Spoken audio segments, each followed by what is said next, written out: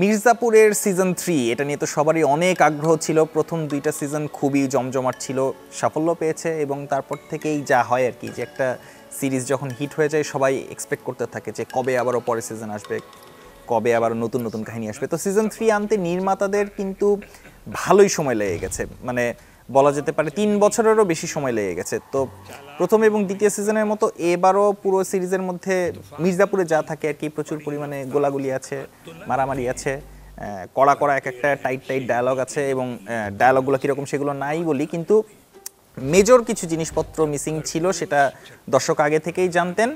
দর্শক দেখেছেন সবাই মির্জাপুর, যারা এই সিরিজের ভক্ত তারা তো দেখবেনই বা নতুন করেও দেখেছেন অনেকে। তবে এবারের সিরিজের কাহিনীটা কিন্তু মানে একেবারে অন্য আরেকটা দিকে চলে গেছে। মির্জাপুরের ক্রাইসিসের একটা ব্যাপার আছে, সেটা হলো যে আসলে যেই পার্টিকুলার ক্যারেক্টারটার কারণে বলা যেতে পারে, আর আমার মনে হয়েছে এবং অনেকেরই মনে হয় যে মির্জাপুর এত পরিমাণে হিট, সেকেন্ড সিজনে কিন্তু সেই ক্যারেক্টার একেবারে মানে নাই হয়ে গেছেন, মানে সেই ক্যারেক্টার অর্থাৎ মুন্নার যে ক্যারেক্টারটি সে কিন্তু মারা গিয়েছে সেকেন্ড সিজনে। তো সেখান থেকে এবারে সিজনের কাহিনী শুরু হয় এবং দেখা যায় যে মুন্নার যিনি বাবা অর্থাৎ কি যেন নাম, কালীন ভাইয়া, সেই কালীন ভাইয়াও আসলে স্ক্রিনে নাই। তো এই কারণে যারা আসলে বলা যেতে পারে যে মির্জাপুরের কিছুটা পার্শিয়াল ক্যারেক্টার ছিলেন, তারাই এবারে মুখ্য একটা ভূমিকায় চলে এসেছেন। শ্বেতার ত্রিপাঠী, আলী ফজল, অর্থাৎ এই গুড্ডু এবং গোলু, তারাই আসলে এখানে মুখ্য ক্যারেক্টার হয়ে উঠেছেন। এবং দেখা গেছে যে এই ধরনের সিরিজে যেটা হয় যে ওই যে কোন একটা ক্ষমতা, সেই ক্ষমতা দখল করতে হবে, তো ক্ষমতাও কিন্তু দখল হয়ে গেছে। এবারে ক্ষমতার আসলে বিস্তারটা কিভাবে হবে, কে কোন জায়গা নেবে, আরও কত এক্সপ্যান্ড করা যায়, এগুলো নিয়ে আসলে কাহিনী চলছে।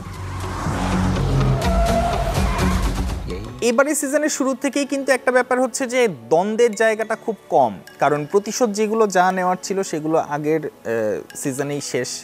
এখন ব্যাপারটা হচ্ছে যে যেহেতু আমার ক্ষমতা দখল করা হয়ে গেছে, এখন সেটা আরও পাকাপোক্ত করা এবং সেটার আরও বিস্তার করার একটা ব্যাপার। তো আমার আসলে এইবারের সিজনের বিভিন্ন এপিসোড দেখতে গিয়ে মনে হচ্ছে প্রচুর মিটিং হচ্ছে। আসলে ব্যক্তিগত জীবনে যেটা হয় যে অফিসের কাজকর্ম এবং অনেক ধরনের মিটিং, এগুলো নিয়ে আমরা সময় সময় ক্লান্ত হয়ে যাই। তো মির্জাপুরে এবার একটা ব্যাপার হয়েছে যে অনেক মিটিং হচ্ছে, এর সাথে ও মিটিং করে, তার সাথে সে মিটিং করে, খালি মিটিংয়ের পর মিটিং।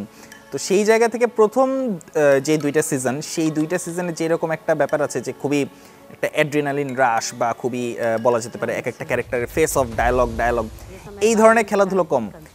এবারের ব্যাপারটা হচ্ছে মিটিং খেলাধুলো। তো যাই হোক, এর মধ্যেও কাহিনী রয়েছে এবং নির্মাতারা মনে করেছেন যে এই কাহিনীরও কিছু যৌক্তিকতা রয়েছে, হয়তোবা পরবর্তীতে আরেকটা সিজনের এক ধরনের প্ল্যাটফর্মও তৈরি করতে চেয়েছেন। তো সেইভাবেই আসলে কাহিনী চলতে থাকে। আমার কাছে সহজ কথায় যেটা মনে হয়েছে যে পুরোটা সময় হচ্ছে আসলে ক্ষমতার লড়াই এবং ক্ষমতার বিস্তার, এটার জন্য বিভিন্ন ধরনের মিটিং চলে আর কি। না तुम्हारी ना कोई चैलेंज नहीं कर।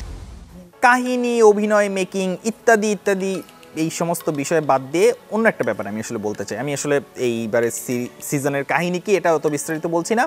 একটা সিরিজ জনপ্রিয় হলো এবং দর্শক আশা করছেন যে আরও অনেক সিজন হবে, এবং সেটা বুঝেই কিন্তু মানে দর্শক কোন কোন জিনিসপত্রগুলো পছন্দ করছেন সেটা বুঝে কিন্তু আসলে কাহিনী এবং সমস্ত কিছু সাজানো হয়।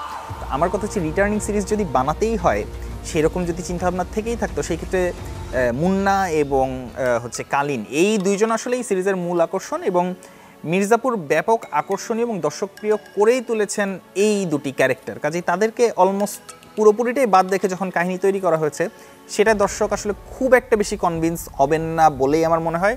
সোশ্যাল মিডিয়ার ব্যাপারটাও সেরকম, বা বিভিন্ন ধরনের রিভিউয়ের ব্যাপারটা এরকম।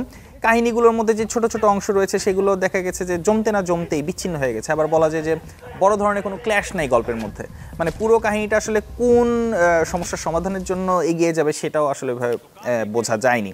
তো সেই জায়গা থেকে মির্জাপুর সিজন 3 আসলে কিছুটা ডিসঅ্যাপয়েন্টিং লেগেছে আমার কাছে। কারো কারো মনে হতে পারে যে গল্পটা আসলে এই যে জোর করে টেনে নিয়ে যাওয়া হচ্ছে, সেটা আসলে কিসের জন্য নিয়ে যাওয়া হচ্ছে। হ্যাঁ, কোনো না কোনো একটা কারণ তো অবশ্যই আছে, সেটা যদি আপনারা আসলে ধৈর্য ধরে পুরোটা সিজন দেখে ফেলেন তাহলে বুঝতে পারবেন। 10টা এপিসোড আছে এবং সত্যিকারের কথায় বলতে গেলে পঙ্কজ ত্রিপাঠী, আলী ফজল, বিজয় বর্মা, এনারা কিন্তু তাদের পারফরমেন্সের জায়গায় খুব একটা খারাপ করেনি, ভালোই করেছেন। তারা দক্ষ শিল্পী এবং তারা সেই জায়গা থেকে ভালো করেছেন, কিন্তু কাহিনী আসলে যেটা সেটাকে তো একভাবে টেনে নিয়ে যেতেই হবে। তো সেই জায়গা থেকে কিছুটা ডিসঅ্যাপয়েন্টমেন্টের জায়গা আছে। পরবর্তীতে চতুর্থ সিজন যখন আসবে, কারণ সেই ধরনের একটা ব্যাপার ভালো মতোই রয়েছে, সেই জায়গাতে আসলে পরিচালক বা নির্মাতারা যদি নতুন কিছু উপহার দিতে পারেন তাহলে সেটাই দেখার মতো ব্যাপার রয়েছে। অ্যামাজনে এই সিরিজটা অ্যাভেলেবেল রয়েছে, আপনারা চাইলে দেখে ফেলতে পারেন।